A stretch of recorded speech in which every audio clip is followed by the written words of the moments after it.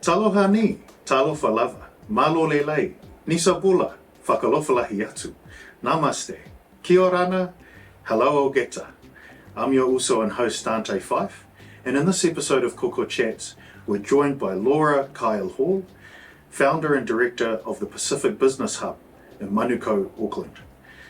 Laura comes from an aiga with their hustle mindset, and her own personal journey shows a deep commitment to Pacific business and economic development. She's a woman I've looked up to since first meeting her in 2019. Let's get into it. Awesome. Well, talofa lava, Laura. Whaftai lava for joining us here on KOKO Chats. Really appreciate your time, especially as people could probably tell from the background, it's Christmas. So 2 days before Christmas, we're doing this episode. And I just want to say thank you for taking the time off during this extra special but busy part of the season. Well, thank you for having me and for this opportunity.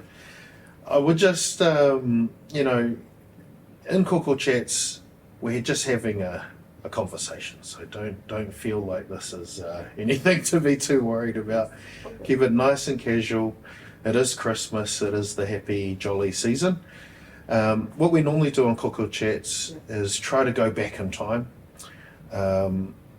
and talk about your upbringing, your childhood. I know you're from Samoa, very proud Samoan Pacific businesswoman. And we just love to know how you grew up, what villages you're from, how you grew up, where your parents are from, grandparents even. Is there any Irish ancestry there or something like that? Yeah. But let's just go back. Going back. Wow. So I was born and raised in Samoa. I grew up in different villages. So with my grandparents on my dad's side. So the Keil-Hall family. So I grew up in Tulaele, Besinga, and then Lalavaya, and then my most permanent home was in Tuanamato. So my dad's side, so we have German ancestry. As you can see, that's why I'm very fair. But when someone asks who I am Samoan. And like you say, I'm very proud Samoan. So my great-grandfather, Hans, was full-blooded German who married my grandmother, great-grandmother, Desiamu. My great-grandfather was 45 at the time, and my great-grandmother was 17. Right, okay. So, yeah, and they had, I think, I won't get this wrong, 9 children. Wow. And my grandfather was the youngest of the family, Arnold Flutes. Kyle, who married my grandmother, Laura Keil-Hall. So I'm actually named after my grandmother. And my dad, he was the second eldest of his siblings, I think. Oh my gosh, 9? Don't quote me on this, I think 9 is out. And then on my mom's side is the Brown family. So my great-grandfather, Fonoti Brown, who was, well, I always hear the stories that he was one of the, I guess, the wealthiest men back in the day. He was a businessman. And he married our grandmother, Louisa, and and they're from Rokofanga, so Rokofanga, but lived in Lalavaya, where I also grew up. If anyone knows, my grandfather was Tia Sarso Brown, who owned the Mount Maya Club back in the day. So I think the oldies, Samoan oldies would know this, and probably my generation, and people after me as well would know that. So that's my family background. You mentioned quickly, just before I forget, you mentioned your great-grandfather, is it Fonoti Brown? Yeah. What business was he in? He used to run a company, I think it was the Star of the Sea, was the name of his company, and I think he dealt in trade, but also what do you call it, agriculture, Mm. but he was also in government. He was, I think you could say he was a politician, and he also was instrumental in Samoa gaining independence. Wow. Yes, so I think you just have to look back in time to get his story. Yeah. So because he was also a leader of the Mau movement back in the 50s, and he actually, I guess, the man in the background that was actually dealing with the New Zealand administration and that sort of stuff. We talk about Malietoa, but Malietoa was the face, right? That we all know. Yeah. But and him and Malietoa were good mates. Wow. Yeah. Wow. So, and like if I think we're gonna talk about like who inspires me or people that I look to, you know, he's one of them, and my parents were those people to me as well. So my grandfather Titia, he ran a business called Manukau Club, and my grandmother was Itilisi Strickland, and she's Cook Island, so I have Cook Island and niece for a Strickland family. Yeah. What's the Mount Via Club? I grew up here in New Zealand, so I don't know. Yeah. So the Mount Via Club is a nightclub. Right. Was a nightclub in Samoa. It was open back in the 50s. Okay. And that was my grandparents who were trying to, I guess, build wealth for themselves and to feed their family. Yep. Yeah. So. Yep. And provide a space for people to celebrate. And socialize. Yeah. And I grew up in that environment as well. I used to work there myself. Oh, cool. And that's where I met my husband too. Okay. My now husband too. I mean, there's a lot of good memories, but then there's people that haven't got nice things to say about that place. There's people that have lots of memories in that place. But for me, I had good memories in that place. It's kind of where I grew up, seeing the nightlife as a young kid. Yeah. Wow. Yeah. So great grandfather, grandparents, both in business. Yeah. Wow. So both sides of my family in business, because my grandfather Arnoff and my grandmother Laura also owned a shop in Bisinga. Oh, okay. It was right across from the LDS church or compound. So they used to run a shop, and my grandmother was a baker as well. So yes, and they had a cake shop. So that's the only thing I've ever learned or seen with my family was running businesses, and it wasn't hard. It wasn't easy, and that's why when I came to New Zealand, I didn't want that life. Because it was a daily hustle. Yes. You know. Yes. You saw the grind. Yes. The hours. The hours. Yeah. Yeah. Right. Okay. Yeah. What were you like as a child? Like personality? Were you that bubbly, outgoing? No. Yeah. I was very shy, very timid. Like I wouldn't talk to anyone unless I'm spoken to. But I'm very different when I'm with my friends. Interesting. Okay. Yes. I had a lot of fun with my friends, and yes, I'm a totally different person when I'm with them. But yeah, I'm a very quiet person. I think all my reports that I ever get from school was Laura is so quiet, she needs to ask more questions, she needs to speak up. So yeah, so that was me as a young child. I don't like to create drama. I don't like drama. Yeah, I like to keep to myself. I guess you can say, like people would probably think that I'm a boring person, but I don't feel like I am because I love quietness, I love peace. And I'll be just happy staying at home kind of thing. So,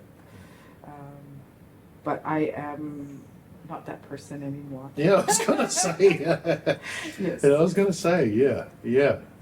It's funny how just things can change, eh? Yeah. Personalities and Yes. life just I really think, brings out different parts of you, maybe. yeah, and I think because, like in the Samoa way, like you just listen and obey. So I was very much that person. Like I didn't have confidence in myself. I had so much to say, but it's all up here. I couldn't, say it out loud because I know there's consequences in doing so, in doing that. Yeah, I think, coming to New Zealand changed a lot of things for me. Because to be quite honest, I really didn't appreciate who I was or my Samoanness when I was in Samoa.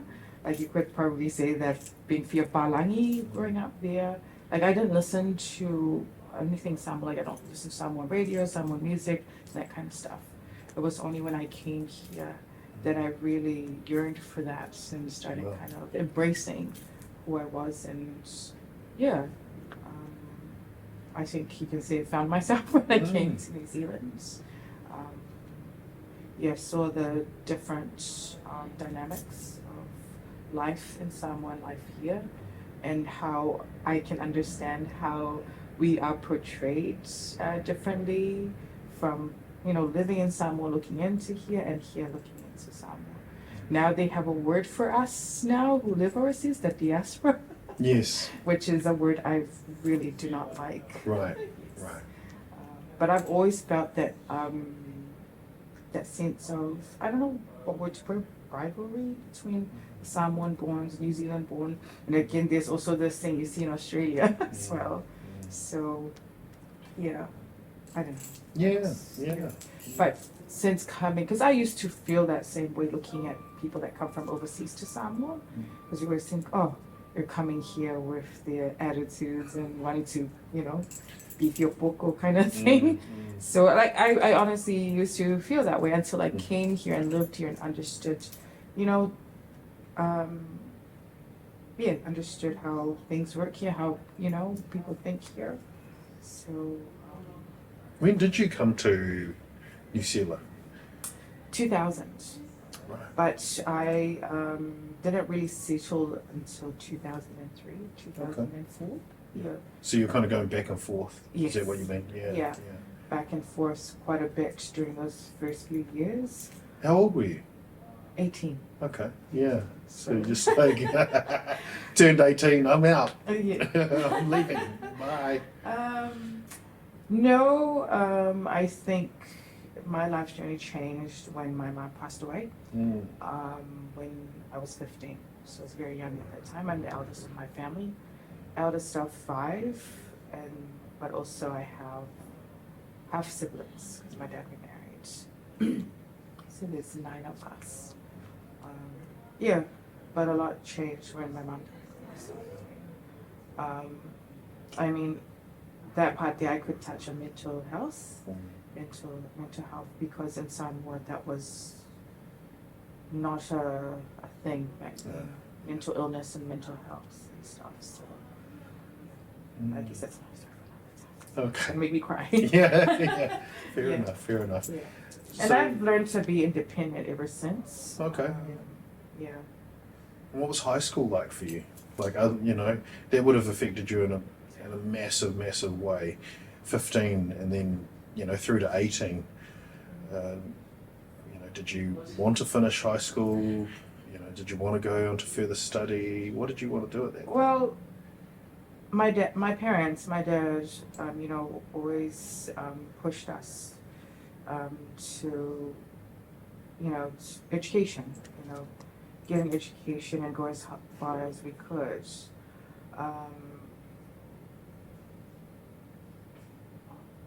I look back at my school years, I don't know.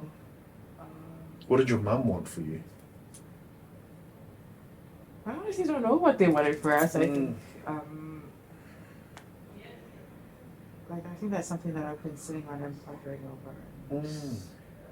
Did your dad ever mention maybe taking over the family business? Did he take over his parents' business? My dad wasn't a business-minded person, I feel. Growing up, it was my mom who was the entrepreneur, who was the business person. My dad was actually a police officer. Wow. Yeah, so he was in the military. He was in the U.S. Marines. Whoa. Yeah. Okay. He was in the U.S. Marines. Whoa. Whoa. Yeah. And I wanted to do that.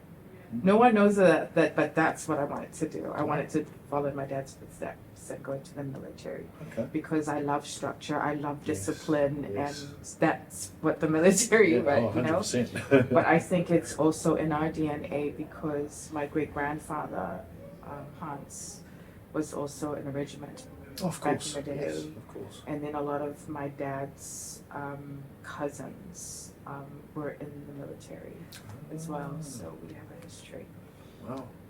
of that. So I thought I was going to go, like that was, I had set my mind that was what I was going to do, but I guess God has other plans, right? For us. Yes.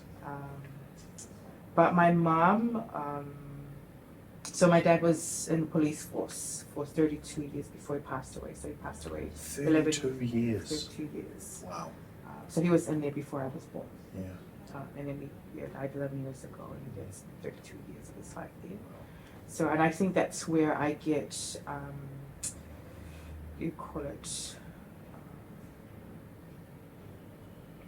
my work ethic. Was a lot of seeing my mom and my dad. With my dad, like commitment to country, with his service. But my mom, she left school much earlier to care for her mom, who was sick, and then she just ran the family business until she passed away. Yeah. Going back to school, I don't know. I actually loved going to school. Because you have friends. You keep mentioning these friends, eh? Friends Have you still got friends from school today? Yes, I still have Wow, friends for school today. So Have you been in high school or primary school? Oh, I think high school. Yeah. Friends from high school.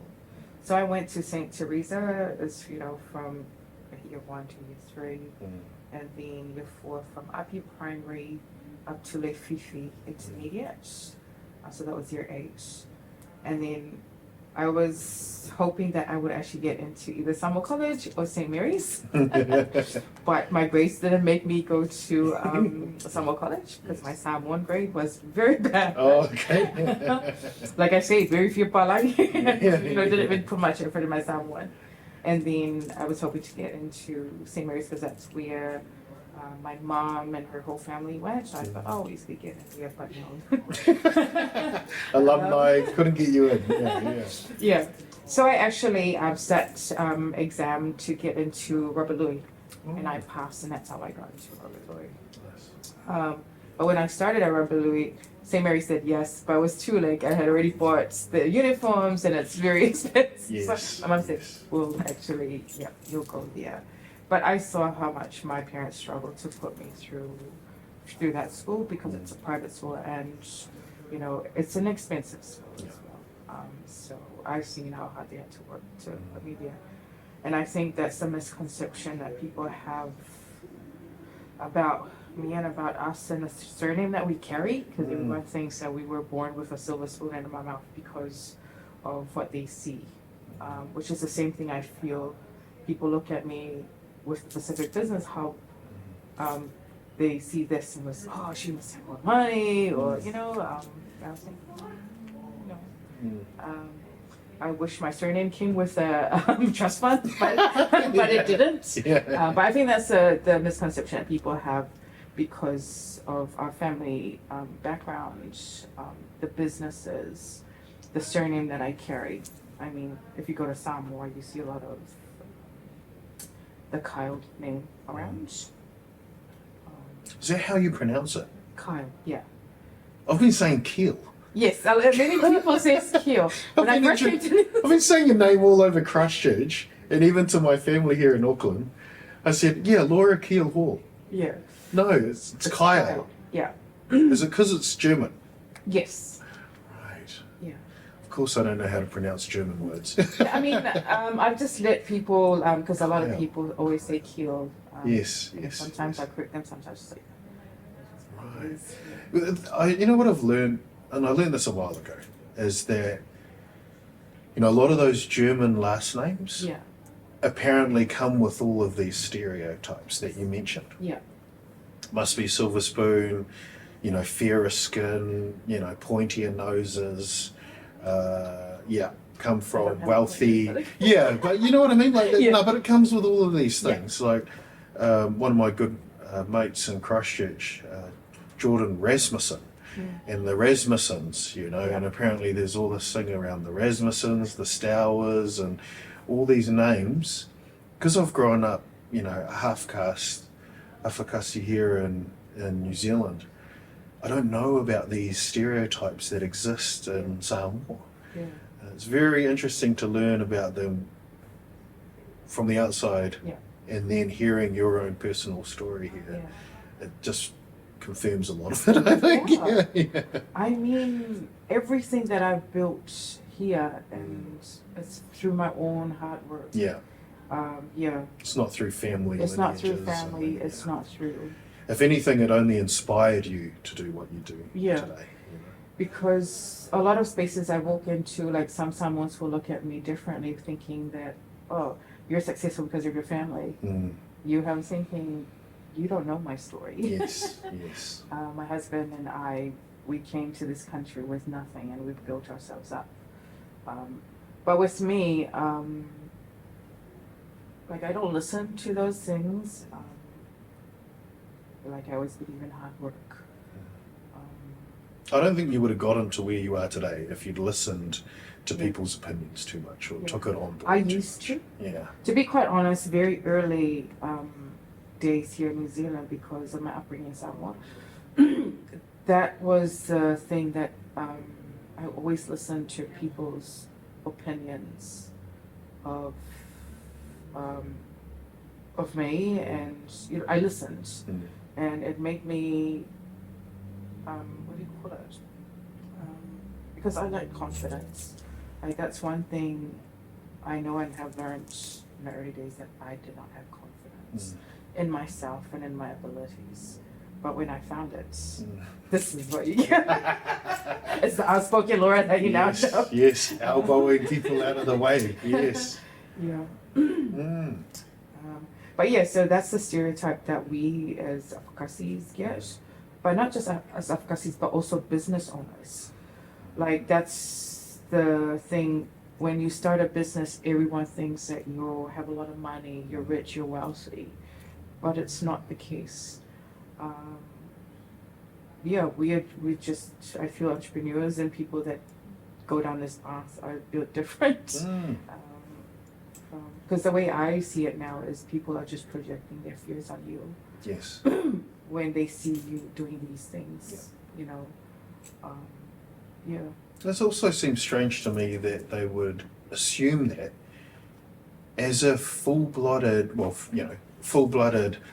Pacific Islanders or Samoans, like where did that come from for them? Yeah. You know, those entrepreneurs, those business owners, successful business owners and successful entrepreneurs that are full-blooded. Yeah.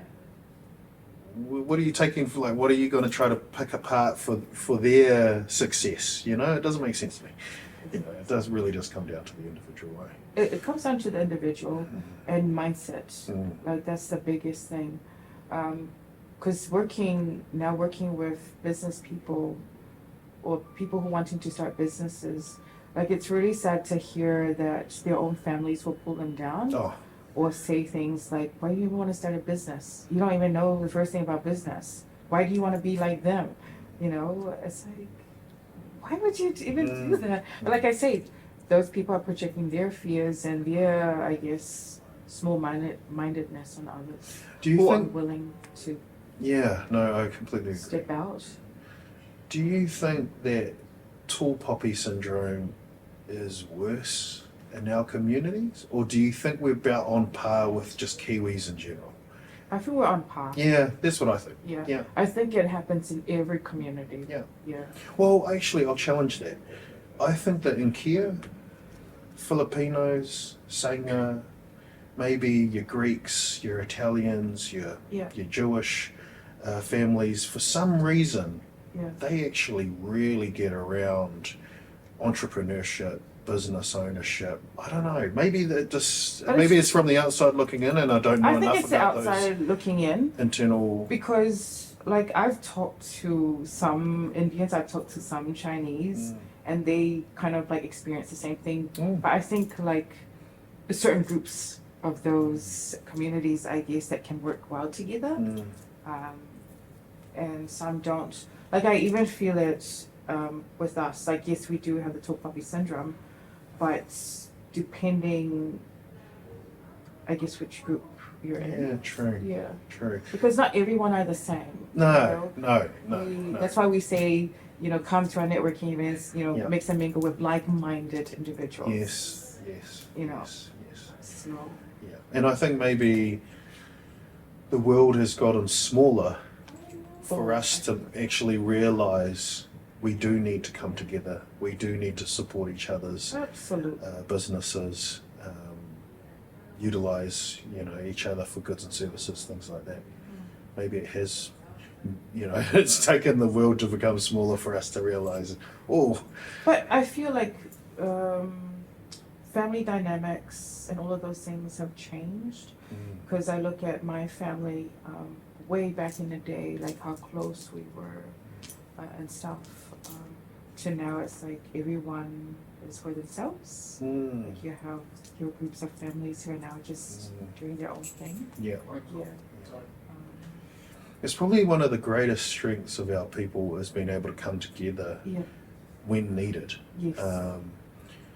But I think that westernization of our Pacific communities has kind of swung. Yeah. I mean, I don't want to go into it too far, but it's a very deep. Yeah, it is. We're in trouble for. Yeah, I mean, you could talk about capitalism, leading into individualism, and things like that. And for our people who are typically so communal, and collective in our thinking, to survive in Australia, New Zealand, the States, we are having to shave away a bit of our communal like collectivism. Getting bigger. Because I feel like back in the day here in New Zealand as well, people were so much closer in the community, right? Probably talking about like the 40s, 50s, right? Because there weren't many of us. No. So we were trying to find ourselves and coming together, right, as a community. But now we're so much bigger. Yeah. I noticed when we had the earthquakes in Christchurch, and we had a massive influx of labourers, there was a whole lot that came from the Philippines in terms of labourers to help us with our recovery and rebuild. And those Filipinos very quickly started businesses of their own. Yeah. I'm talking barbershops, cafes. They started branching into trades like tiling, plastering, painting very quickly. Yeah. And I thought, what is the difference for them and our people coming from the islands? Is it is it a lack of confidence where we don't think that we can do it? Yeah, I was talking to our last guest, KOKO CHATS, and she was talking about how our people are so entrepreneurial in the islands, and then I was thinking, how do we lose that when we come to New Zealand? But she mentioned a really key point there, is that for a lot of Samoans that are working for the government, they are very comfortable. They've got secure salaries and things like that. For everyone else, you have to grow, you have to fish, you have to craft, because that was her mum, is doing the sewing. But for everyone else, they had to become entrepreneurial. And then we come to New Zealand or Australia and we do get jobs Yeah. for other people. It might not be public sector, but these big businesses, trades and things like that take us on. Yeah. But we don't necessarily think, can I flip this and become an entrepreneur or business owner myself?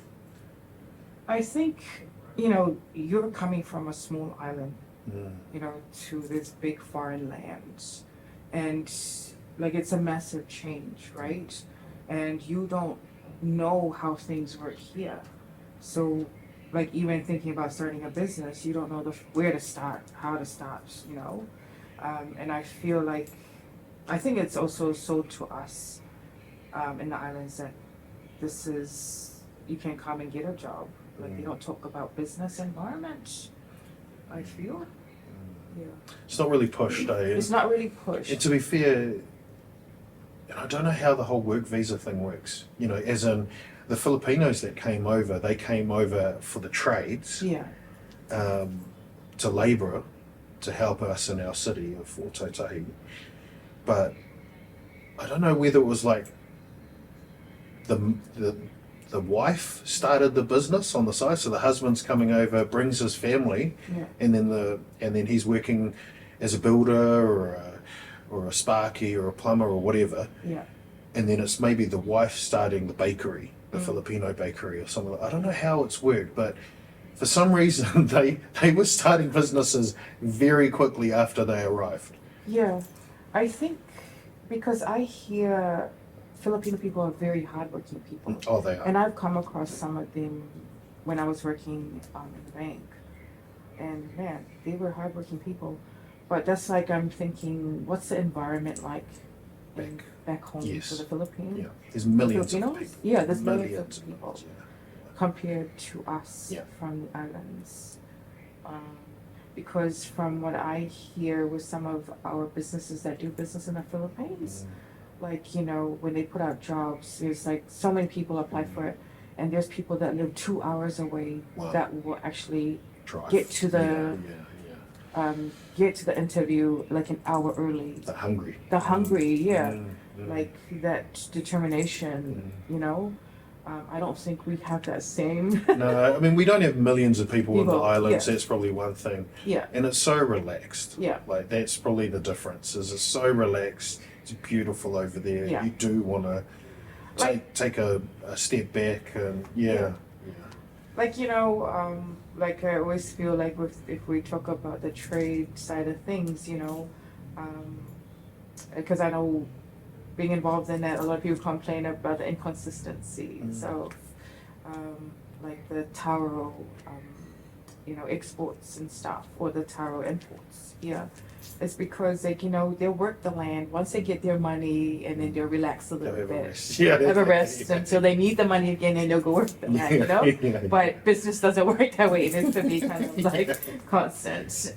So, I mean, yeah. Let's take a step back. And you mentioned before that you used to be a banker. Mm-hmm. Now, when you came here, when you were 18, and then it took you 3 years to settle properly, so you came here in 2000. What did you come here to do? What was the reason for coming? Like they always say, you know, for a better life, for education, which is the first few years of my life was actually going to Auckland University at the time of technology. I'm at AIT at the time, and now it's AUT. And stumbled into, because I think IT was like the new thing back then, and I was like, oh, interesting. Well, here's the story. When I came to New Zealand, I had no idea how to work a computer. Wow. Yeah, I didn't even know how to type. I didn't know anything technology.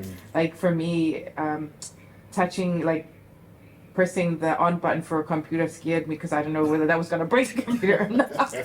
So, yeah, and learned a lot. So I was fascinated by technology and how it worked, and yeah, I mean, I feel like I know way more than most people that were born and raised here.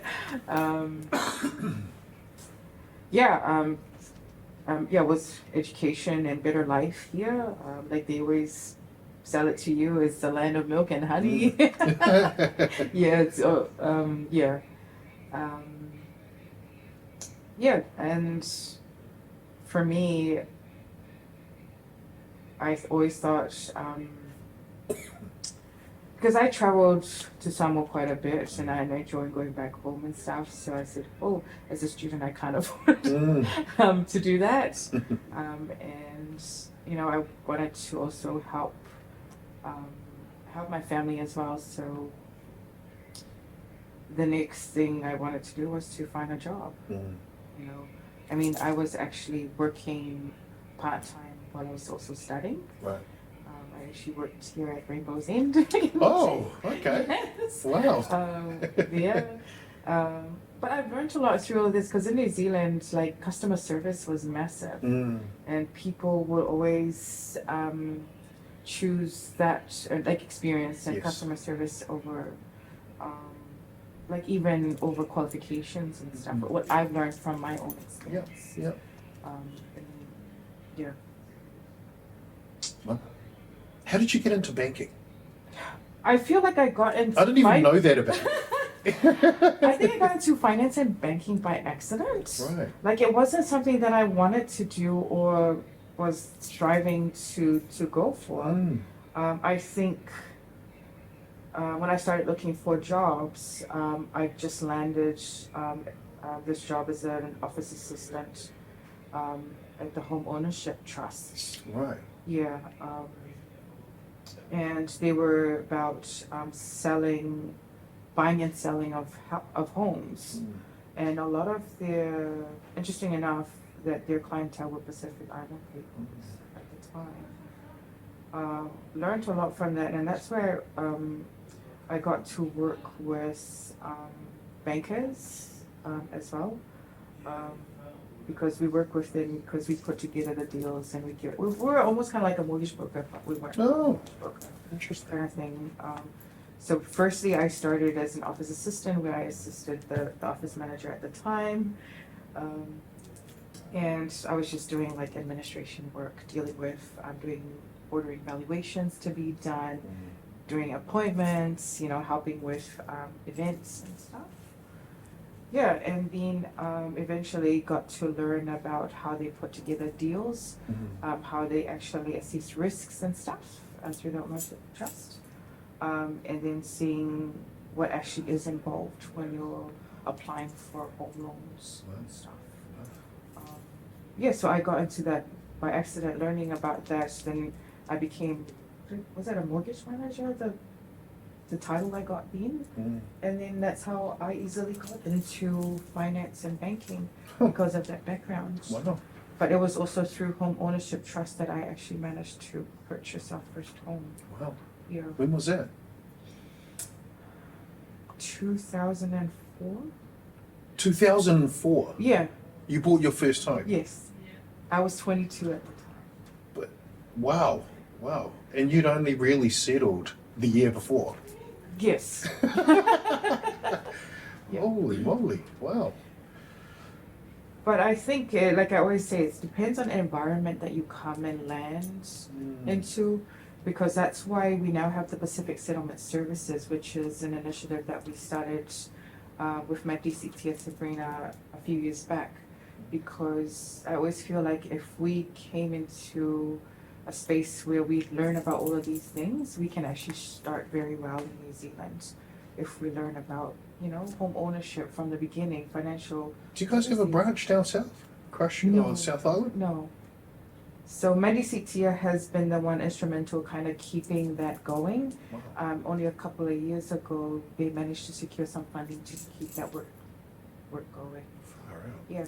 So because some of that,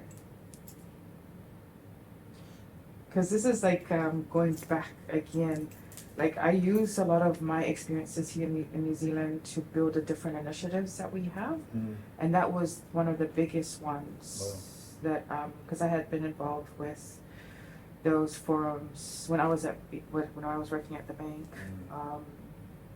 because, like for me, I was very lucky that I was at the bank at that time when some of our new migrants from the islands came through, and I was able to give them advice and refer them to certain services and stuff like that.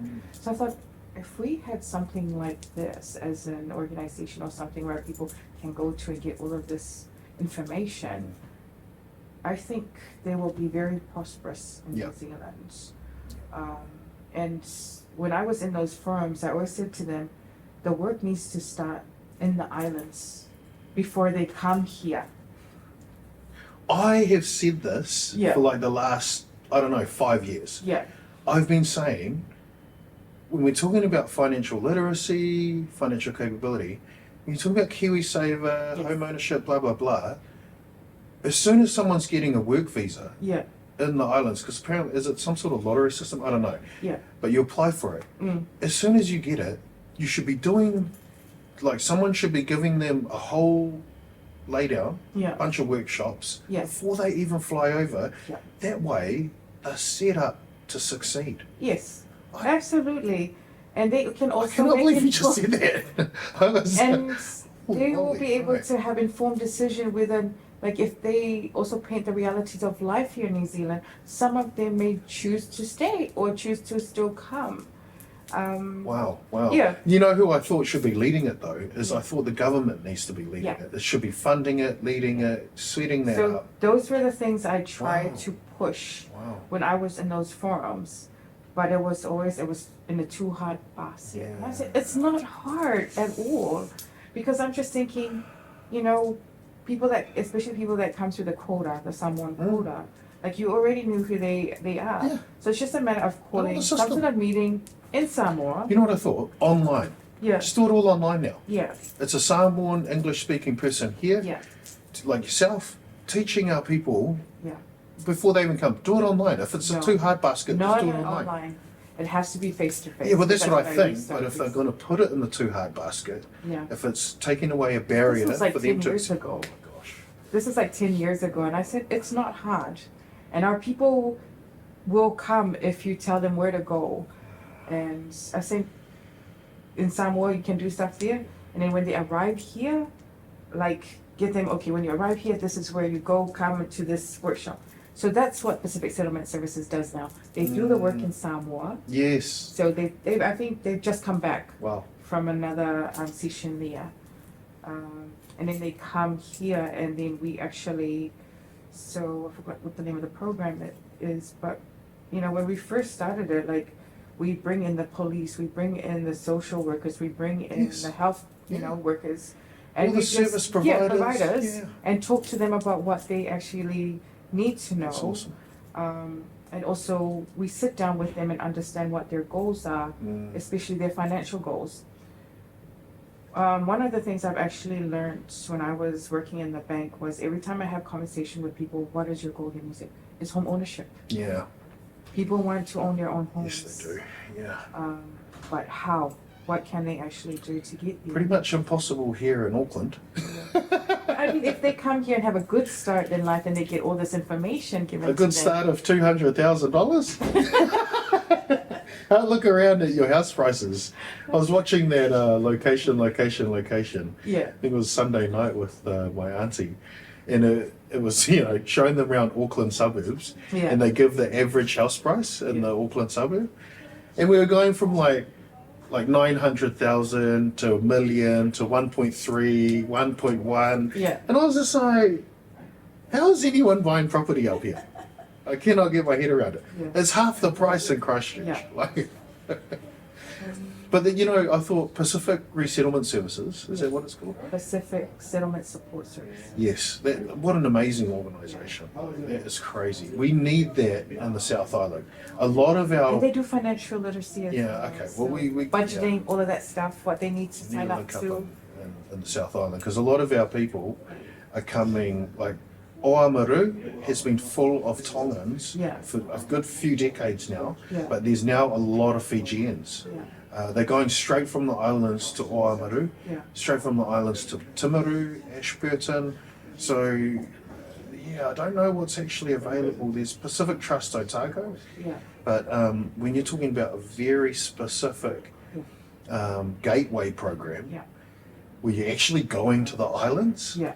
and, you know, preempting. I can connect you with Yeah, that's amazing. Yeah, You're welcome. yeah, Yeah. yeah. What a great use of your banking knowledge and what you kind of experienced in the bank to work out, here's the gaps, Yeah. let's fill them. Yes. Yeah, So awesome, that's awesome. where I work. I work in the gaps.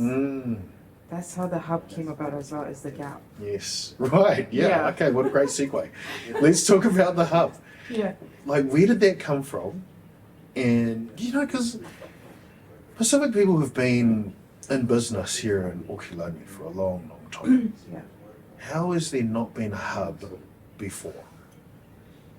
I don't know, maybe no one thought about it at that time. Because how it came about, like I said, when I first moved to New Zealand, business was the last thing I wanted to do. But somehow that's where my journey has led me. It was only when I became a business manager at the bank that I actually started looking out. So I'm like, okay, here I am. I work in the bank. I work with businesses. Where are our specific businesses? I mean, we run networking events, but I don't see many of them come to it, or any of them come to it at all. And then I started kind of looking out what is out there. There were no networking groups. There was really nothing for businesses, let alone Pacific businesses. For Pacific businesses, there was stuff for businesses, but I was thinking, I don't see them. I don't hear about them. Where are they? And at that time, like, social media was very new at that time as well. I had just, I think, also signed up to Facebook and stuff. And at that time, because when I was looking, I was like, where are they? At that time, Lani went young, which is the author of the Tilisa series, right? I think she was during kind of like a, what do you call this? Her book launch here in Auckland. And there was a poster of that happening, and on that poster there were logos of all these businesses. And I said, oh wow, look, there they are. So I went and searched them up on social media, and I messaged all of them, including the author, saying, hey, this is who I am, this is where I work, if you ever need help and support, reach out to me. And one of the organizers, Rasmus Pereira, actually, who was running the whole event, actually reached out to me, and then we got connecting, and I was like, okay, you're with the community, I'm here, what can we actually do to support our businesses? Like, I have the resources, this big brands behind me, how can we leverage this? And yeah, so I was thinking, I run networking events, why don't we start with a networking event? Hence, Samoa Business Network was born. That was you? Yes. I didn't even know that. Yes. So we've, I co-founded the Samoa Business Network with Rasmus Pereira. Wow. Back so the conversations started kind of like 2011. Yeah. But I became a business manager at BNZ in 2010. Yeah. And then we had a conversation in 2011. I went to some of his events that he was doing out in the community. And then I saw the opportunity and I said, let's do this. And then September 2012, we launched the Samoa Business Network at BNZ. Yeah.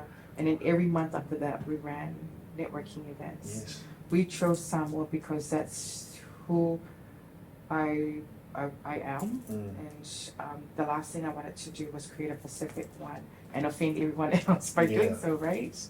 I said, let's start with this. If this becomes a success, then we will look to develop other ones. So which we did start the Tonga Business Network, the Niue Business Network.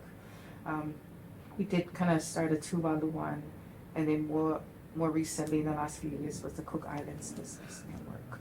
I was hoping that once we establish that, then we can actually then create the Pacific umbrella to bring all of them together and it becomes authentically Pacific, because I was hoping that the leaders of all these groups will come together. So all of that work has informed the establishment of the Pacific Business Hub, because these were things that people wanted. Yes. You know, yeah. When did you start your first iteration of the hub? So when did we open our doors? So 2019 was when, February 2019 was when we So I opened. actually met you Yeah. through Alpha Mayava. Yes. I think it was roughly like Around October. No, Yeah. it was around October 2019. I just remember it being late 2019. I came to Aukilani Yeah. to see family. I caught up with Alpha at a cafe around the corner Yeah. from your hub, and I was talking about how we were thinking about doing a group in Christchurch. So we had just started in Christchurch, and I was telling Alpha about it. And I mentioned that I'd seen the Pacific Business Hub on Facebook. Yeah. And Alpha said, "Oh, well, actually, I know the lady that started it. Yeah. I'll take you around there right now. Let's Yeah. jump in the car and we'll go there." And that's when I met you. remember And we when you walked came, around, yeah. yeah. Bottom floor, we Yeah. walked right around. And I went back to Otautahi, to Christchurch, and I was just like saying to my co-founder of our collective down there, and I said to him, "Bro, I just met a crazy lady who has just done an amazing Pacific Business Hub," because we talked about it. Yeah. In 2018, we were like, oh, and you know where we landed in Christchurch was, we're not big enough. Yeah. We're not big enough. We don't have the population. But I just said to him, look, I've been going to Manukau since I was born because of my family in Mangere, and I said, that is the perfect place to place a Pacific Business Hub. The brilliance of it was just shocking, and I said to him, I walked around that building, there were like 2 law firms, like two different lawyers, there was an accountant, there was an internet provider, there was I think it was a media company, Yes. and there was just all these different businesses in that One place. in that They're all one. Pacific. Yeah, and I just said to him, I couldn't believe what I was looking at. Yeah. And I said, we probably won't be able to do that anytime soon in Christchurch. But I just said it was just straight goals Yeah. for us, us two down there. It was just straight goals, what you'd created. But I just thought, man, that was 2019 Yeah. that I met you in your hub, in your fairly new hub. Yeah. Yeah, man, that seems like a long time ago. So the hub was because we talk about the tall poppy syndrome. Like for me, like how can we change that? Because like this is saying in Samoa, if I have loli Samoa, lele Samoa, confai gusto mai lalo. So when another Samoa sees another Samoa doing well, they try to pull them down. So I said, how can we actually change that kind of mindset? Right. So for me, it was intentionally building something like the actual hub, where we actually bring our people together and force, I don't want to say force, but get them to really work together and uplift each other. And then use the analogy of the rising tides. When the tide rises, we all, all boats are lifters, regardless whether they're big, small, or whatnot. So it was all set around that kind of mindset. And also to be an enabling space or environment where we can grow and where our people can come and go conduct their business activities, I have seen that, some businesses like Jason Venel, is it? Yes. Yeah. Cover show? Yes, I mean, he's done Amazing. amazing things. Yeah. Amazing things. And yet, because I remember him, I think, when did I met him through you Yeah. at the hub. 2019, right? So Yes. 2019, so it was 6 years ago. To where he is today, Yeah. but to see his journey come through the hub, Yeah. you aren't just talking airy-fairy Yeah. words here. You're actually talking about this has happened. Yeah. And we've made a huge impact. Yeah. In that way and in that sense. So like Jason has an amazing story. He was a one-man band. Yes, he was. It was just him and this lady that I met, Yeah. and that was it. It was just him and this lady. And then now he's in like the Philippines and Yeah. oh He's got man. a team of about 60 right now. They have their own office. The lawyers that you saw in there, so Christy and Sal, now have their law firm out in Mount Wellington, and now they have a team of um, lawyers that they're looking at also. And then the media business that you saw there, so they're right across the road, and they've grown as Is it well. Blue Wave? Blue Wave. Yeah, I remember their branding. Yeah, Yes. Blue Wave. Blue Wave. So they got their own space just up there now. Bigger See, team, bigger. It's amazing. I've always argued that we're just not big enough in Christchurch. But sometimes it is quality over quantity. Yes. You know, when you're talking about Don't say it's not big enough, yeah. because you don't know there's people that haven't come out of the woods yet. Oh, there's heaps Because of there's people. one yeah. thing that I actually found out about when you started Samoa Business Network.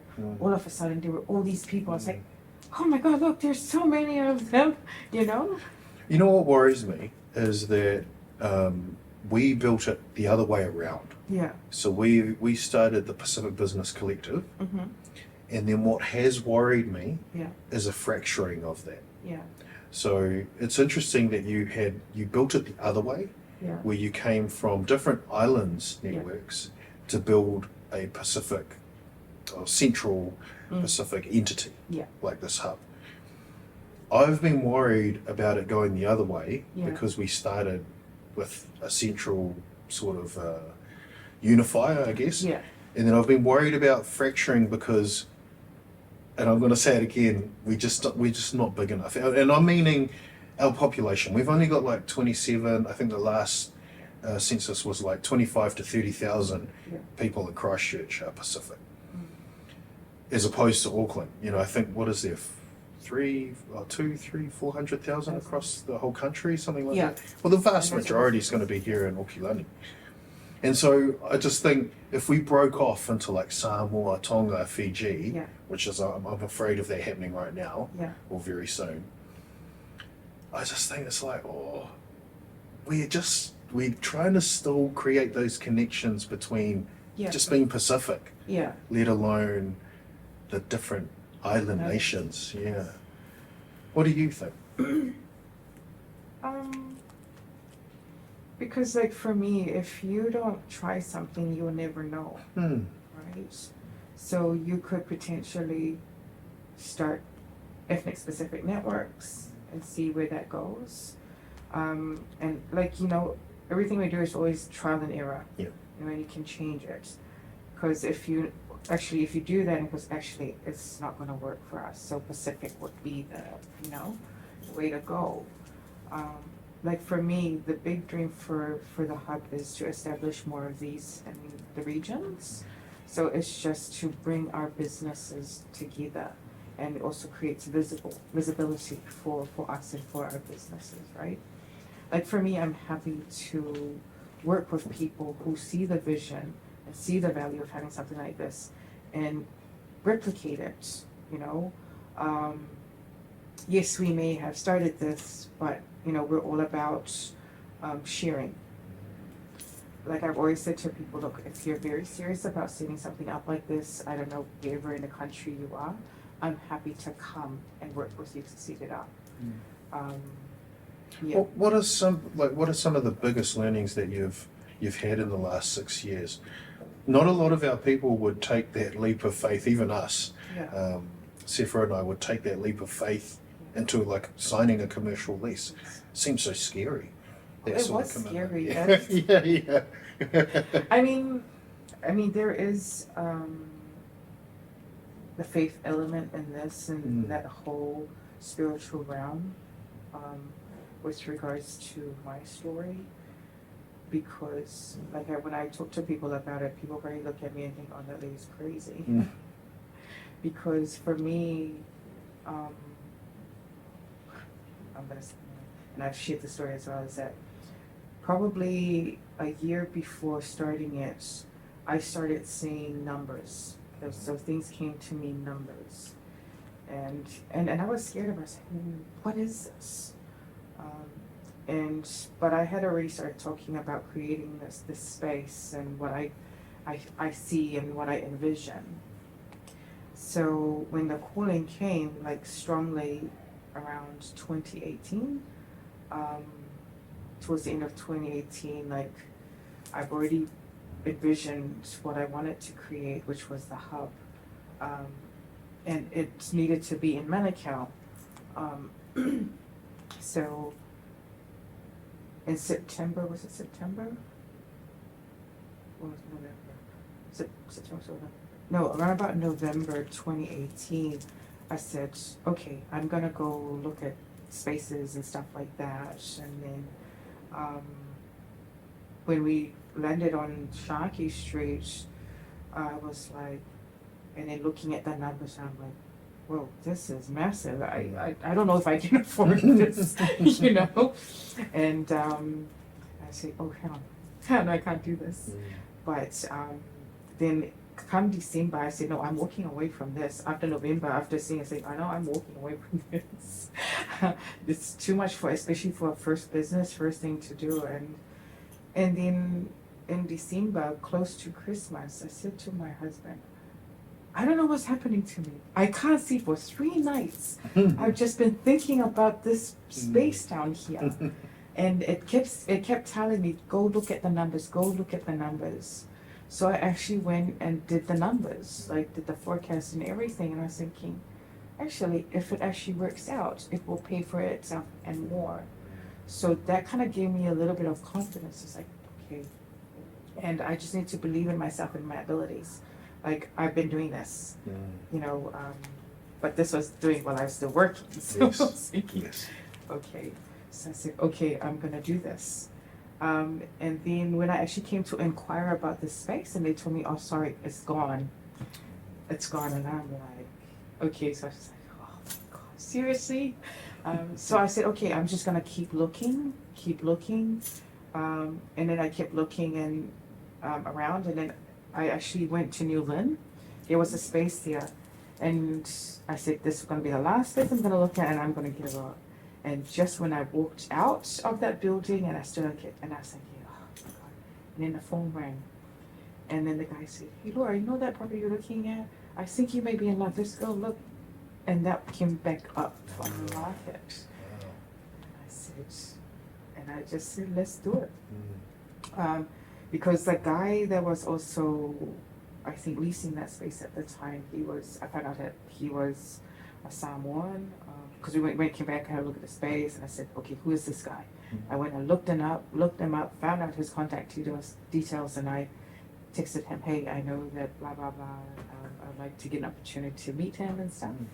Yeah, and it was from that conversation I had with him that we said yes to that building. I had no money. Like, I literally had no money to pay for that space, but I said yes. So it was literally done on faith. Wow. And like how I managed to secure money to secure that space was like another, unbelievable fake story. So, and a lot of people think that we're funded. A lot of people think that, I was like, no. I remember you saying that 6 years ago. Yeah. You made it, and I was shocked, you know, that you were doing so much. Like, I was just shocked that this thing even existed. Yeah. And then to find out that you weren't funded in any way or, shape or form was surprising to me. Yeah, it was just surprising to me. I won't get into the politics. That was crazy. When I think back when we went through that, I was like, my gosh, you're so crazy. And I can't believe how things kind of just worked themselves out. Because, like, honestly, I literally had no money at the time. I just had faith. Did you think that your background in banking helped towards, you mentioned a story around helping to fund it, or did that experience in banking help to secure that funding? It helped. But the thing is, everything was done backwards because I had just been made redundant at my job. Right. So at the bank? No. So the bank. So 3 years earlier, when I actually, I was working for the Ministry for Pacific Peoples. Wow. Yes. Okay. So Okay. I worked. So I didn't know that. Yeah. I don't know a lot about it. See, there's a lot you're finding out. I think when I was at the bank, like towards the end of my career there, I didn't feel fulfilled. I guess I think I kind of like, yeah, and everyone kept saying, "Why don't you go work for the Ministry of Music?" But this was my manager, and I said, "I really don't want to go work in that place." You know what I mean? I don't even know what they do. But I guess then an opportunity came up there that I saw, and I thought, okay, I can apply for it. If I get it, I get it. If I don't, it's okay. But if I get it, I'll make the decision. Yeah, and then I got that job, and I said, okay. I was excited. I was like, I thought I could make a massive difference and impact in that place. Wrong. It was probably the worst, and I share this with other people, and I'm open about it. It's probably the worst time of my career in the because I got to see our own politics, Pacific politics, and I experienced not so good things. But I feel like I was meant to be there to experience that and see that and how kind of things work, because I got to see a lot as well. And then I think it was a blessing in disguise. I got made redundant from here, because then that actually then allowed me to think about this and seriously take that leap. But like I said, everything was done backwards, because if I wanted to do this, I should have applied for the funding before to do this, because when I actually went to apply for a business loan, I was like, I don't have a job to kind of like secure it. secure it. Yes. But the funny story is, at that same time I was applying for jobs. So I put through my business plan, and I put through the application, and it was approved. But the only thing is, I needed a job. Right. Yeah, for servicing, right? Yes. This is truly backwards. Yes. So at the same time, I was still applying for a job. And then I actually applied for a job going back to BNZ, and I got it. Oh, wow. And I got it. And it was that piece of paper, the job offer, that actually helped me secure the business loan for it. But so when I got that, I was like, and I was in Samoa's at my grandma's funeral, because a lot had happened within that 2 weeks that we opened up as well. And I was like, the challenges are coming. So yeah, so when we secured that funding, it gave me a little bit of comfort. But then I've had the job, so I came back from Samoa, and my husband and I were talking. It's like, okay, I have to choose, whether to go to work, because I thought I could do work and run this. I was like, no, you can't. So it's like, okay. So I actually turned up at work, and I put my resignation. I wanted to go do it face to face. I didn't want to put it off and say, I'm not coming to work. I'll come. Yeah, and then that was that. I think a lot of people don't realize that a lot of businesses start with a loan. Yes. Yeah. And people, I mean, sometimes the loan doesn't even need to be a large amount of money. But maybe for a lot of our people, they struggle to get their heads around a business plan and what the banks are looking for and things like that. And also to be careful of what the banks are proposing. Yeah. Because not all the time is it going to be in your favor. Yeah. But you are asking for money, so I guess you got to take it on the chin in some respects. But what were some of the lessons learnt there, and what sort of tips and tricks could you share for our people that are having to look at some sort of funding application, or especially to the banks? Yeah.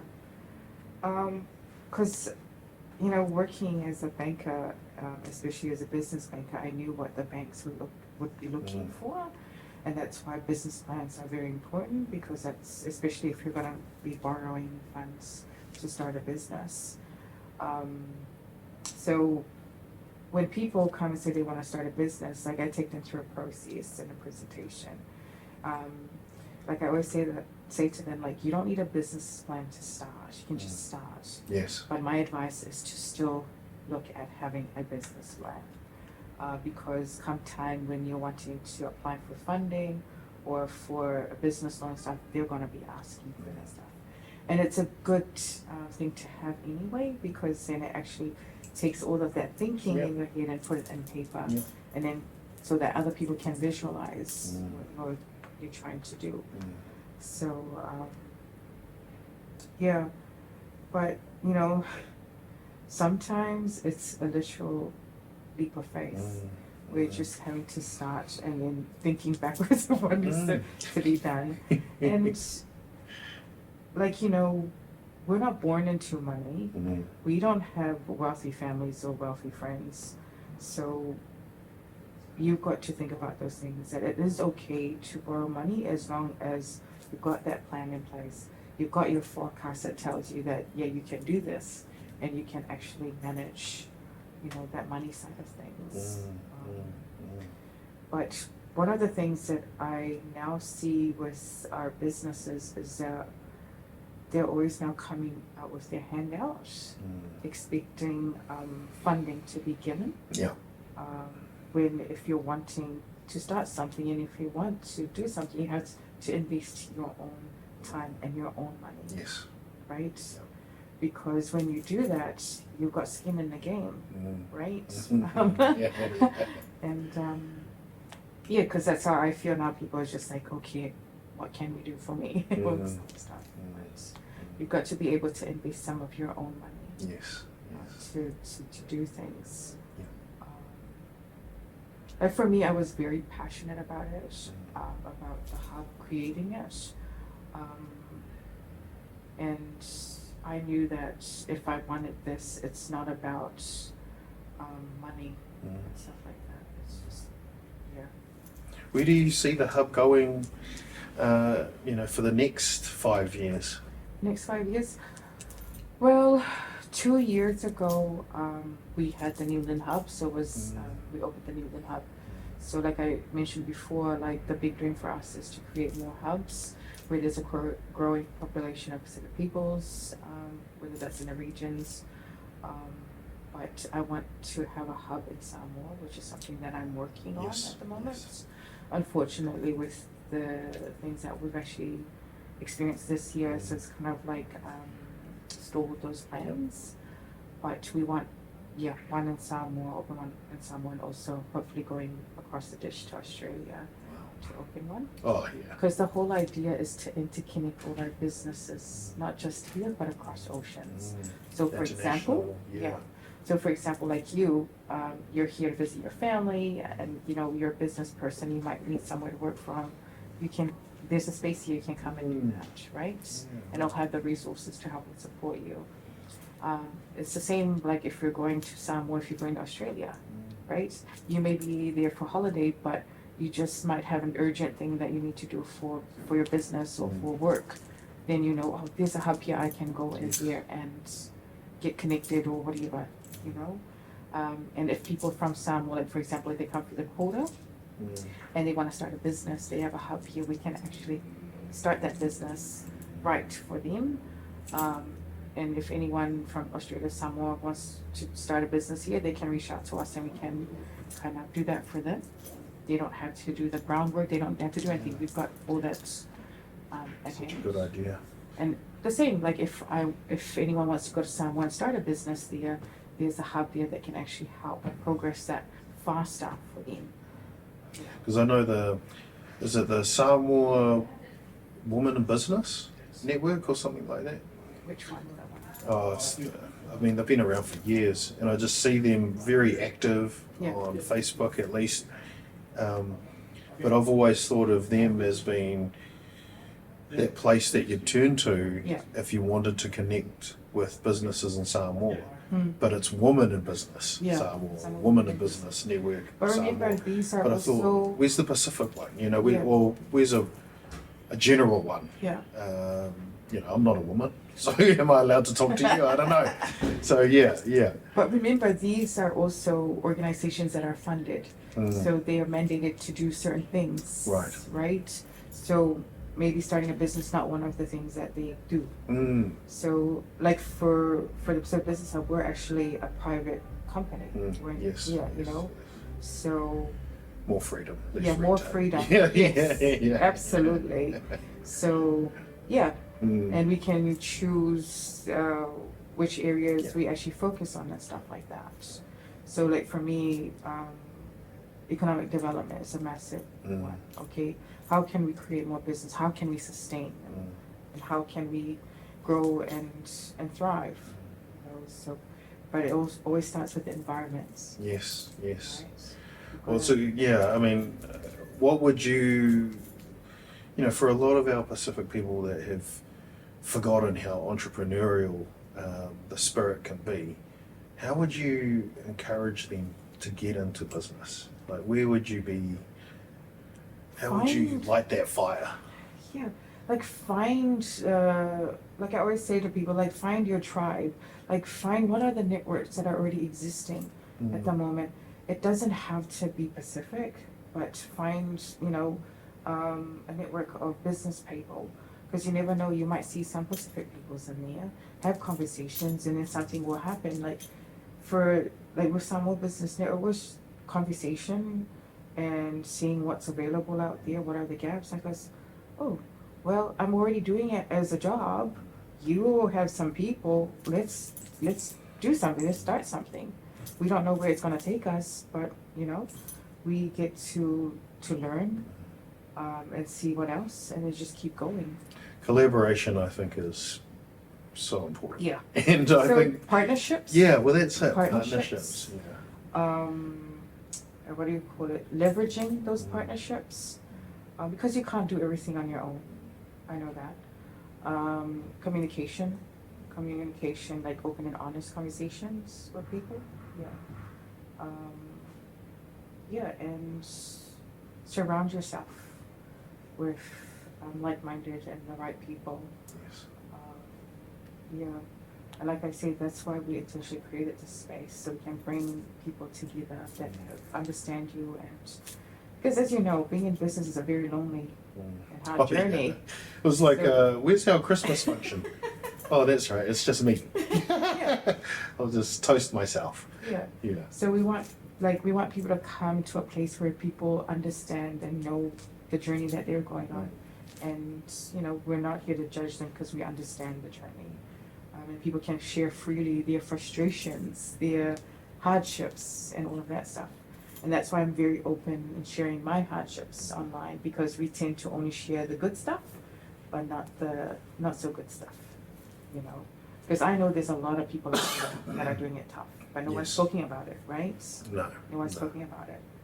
So if they can see that, oh, she's like Laura's, you know, struggling. So it's like, okay, it's not just me.